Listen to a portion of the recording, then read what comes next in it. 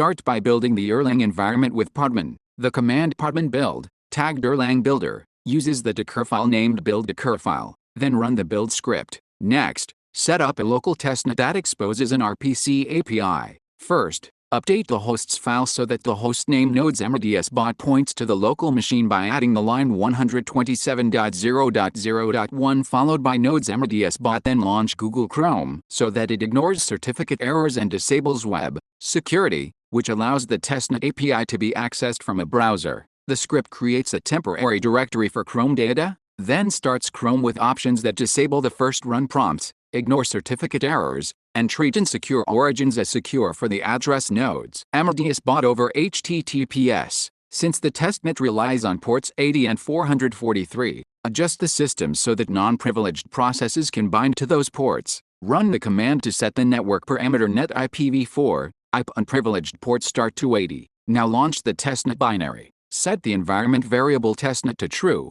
specify a temporary work folder, bind HTTP to the loopback address and port 80, and start the Amadeus daemon executable. Within the Erlang REPL, fetch the trainer's public and secret keys from the application environment. Then submit a transfer transaction that moves 1 unit of AMA crypto back to the trainer's own address. To deploy a smart contract written in assembly script, use the same keys to call the deployment function with the path to the compiled WebAssembly file counter wasm. After deployment, invoke the get function to retrieve the contract's initial state, then call increment with the argument 2 to increase the counter. Adjust the system network stack for high throughput. Edit the system configuration file to increase the maximum send and receive buffer sizes, the maximum receive buffer default, and the backlog for network devices. Enable reverse path filtering on all interfaces to block forged UDP packets, and configure UDP memory settings for high bandwidth. Increase the file descriptor and process limits for all users by editing the limits configuration file.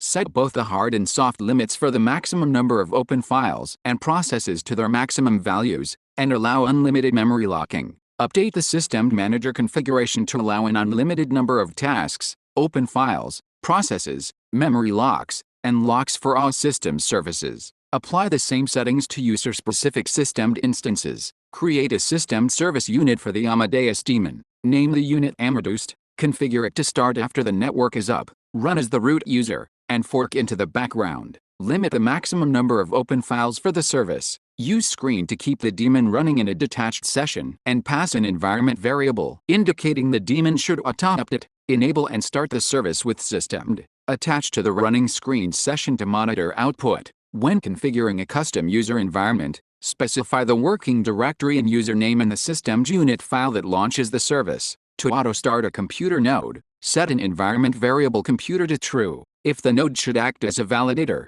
set computer to trainer. These steps configure a local testnet, deploy a simple counter contract, and ensure the system is ready for high-performance networking and unlimited resource usage.